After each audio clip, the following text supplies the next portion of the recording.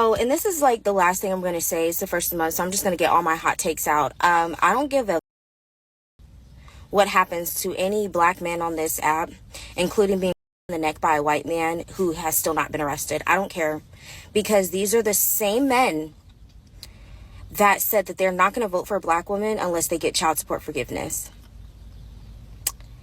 We need to understand that black men ask for people to not take their lives seriously, to not care if someone unjust them or uses like excessive force on them. They told us that they don't give about none of that. All they care about is child support forgiveness. So I don't give a if there's a story of a black man from a tree or anything else at this point. I don't care anymore. I care about what's happening to black women, but not black men. Because again, these are the same men that said they don't give a anything else but child support forgiveness. When we gonna start monitoring when we putting podcast equipment and where we giving these people access to these applications before and they put this up. Look, I don't always get an opportunity to review what I'm gonna review before I review it. And this is one of those times, but I believe that I did a review video of this woman before.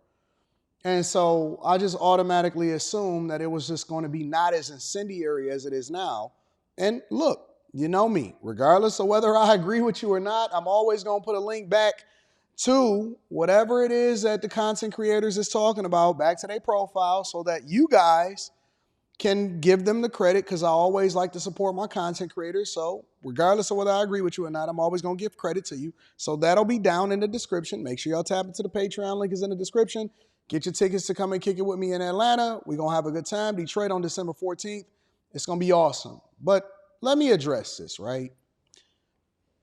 I don't believe that this election has made us more divided. I believe that when you have controversial situations like this election, where you have candidates from completely opposite end of the tracks, you have a white man and you have a black woman.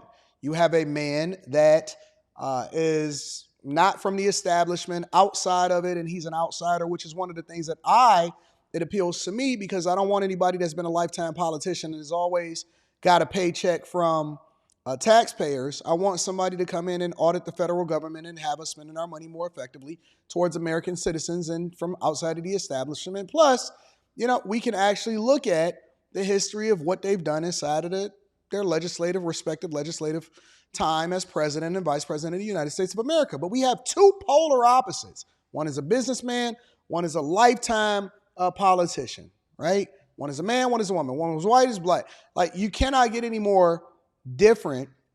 And so what I believe happens is you get the real from people and you get to see who you truly dealing with. This election has not made us more divided. I believe that the division comes from the fact that you were holding in what you really thought, because we present ourselves one way in public, but social media is starting to show our true colors. And from what I'm seeing from a lot of women that don't like men that get on board, I mean, I've seen everything from people saying that their wife is leaving them. Go and check the Millionaire Morning Show. I was reading super chats and stuff today. They said their wife is leaving them and taking the kids because they refuse to vote for Kamala Harris. I seen on the Dave Ramsey show that a man called in and said he was about to propose to a woman, but then she said that she didn't want to be with him, or it was either he voted for Kamala Harris or she was out. And so what I'm starting to see, especially from people that's saying that you're not a part of the establishment, is you get to see people's real colors. And from a lot of women, not all of them, because there's a lot of women that's actually on board of being conservative, or I've seen people respectfully disagree. And some people will say, oh, Anton, look at this woman. She voting for Kamala Harris. And she say, oh, okay, I'm voting for Kamala Harris. But she hasn't been disrespectful or anything like that. And the reason why she's voting for has nothing to do with what I'm voting for Donald Trump. So I declined to review that video because I didn't see anything wrong with it. And I didn't see anything, for me to comment on. That's her choice. I don't agree with it. I don't think that it's in her best interest. But at the same time, it wasn't disrespectful. So there's people that respectfully agree and respectfully disagree. But I've seen from a lot of women, specifically black women, I can't close my eyes and not tell you what I've seen. It's just the truth. I've seen from a lot of women, specifically black women, that said some of the wildest things about men, and black men specifically, that they don't care if you off yourself. They don't care if you from a tree. They don't care if somebody gut you or whatever. And this is a perfect example of it. And nothing ever happens. It's and I don't want anything to happen, but what I'm saying is, how is this a valid take? How is this something that, some guy is probably going to see her and say, "Oh, what a nice woman. Hey, excuse me, miss, can I get your phone number?" And she might give it to him. And he don't know who this person really is behind the scenes.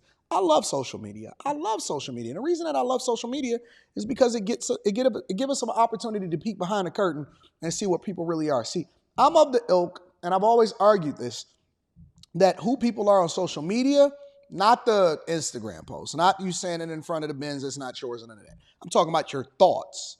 Who you are on social media is more of a reflection of who you are behind the scenes than who it is that you present yourself in person. In person, we got to use, understanding who you are, context clues, discernment to be able to figure out if you're really for the streets or not, if a witch or you a Christian, whatever. But when you see this type of behavior, now I want y'all in the chat to tell me, help me to understand, right? Respectfully. And tell me that a lot of the women within the community and the culture is not disrespectful. You tell me that they don't hate us. They want each other. They don't want us. They want each other. They don't want us. If we're not doing for them, if we're not simping out for them, if we're not getting on code, if we're not making them feel good, if we don't pander to them, I've seen some women that disagree with me. Now, I live my life clean as a whistle, married for 20 years, never sold drugs, take care of my daughter, no illegitimate kids, advocate for people to get married, give the game, help people become successful, pour into my community, have done giveaways with no tickets to sell or nothing.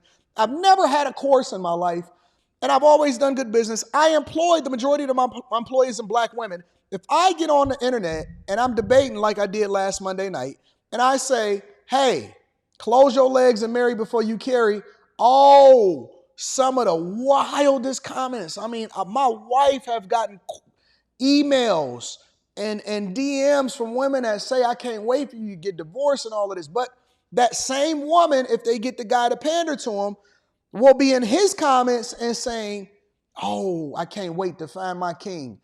We are dealing with a pandemic, an epidemic of chameleons.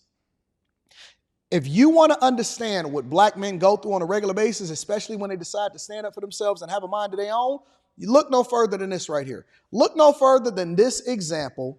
And I 100% respectfully disagree. See, had this been 2 years ago, I wouldn't have went off. But now, you can see it for yourself. I don't have to say it.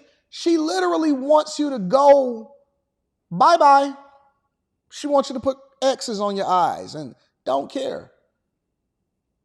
And we're supposed to be caring for you when we supposed to protect all women. When I see you in the streets, and if I see something happen and I'm supposed to jump in and put my life on the line and not just call the police, get out of here, man. And I'm telling you, this is the sentiment of a lot of women.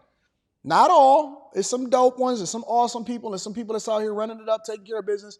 It's some great women. I run into them all the time. Some of them work for me. But it's a lot of women that's out here evil to their core. And you're telling me that we're supposed to pander to them.